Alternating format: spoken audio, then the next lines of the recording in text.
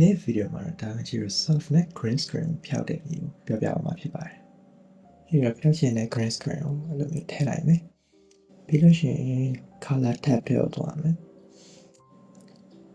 color tab ထဲမှာအဲ့ဒီနေရာမှာ right click နှိပ်ပြီးတော့ add alpha output ဆိုတဲ့ color ကိုနှိပ်မယ်။ပြီးရင် video ဘေးနားအပြောင်လေးနဲ့သွားဆက်လိုက်မယ်။အဲ့လိုလုပ်ပြီးတော့ window tab ထဲသွားမယ်။ပြီးရင် pen tool ကိုရွေးမယ်။ပြီးရင် video ဘက်လည်းကိုလိုက်ဖြတ်လိုက်မယ်။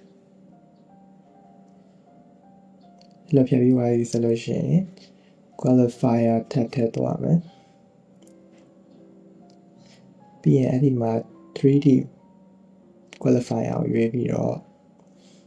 ဟိုဘက်က brush ကိုယူမယ်။ပြီးလို့ရှိရင်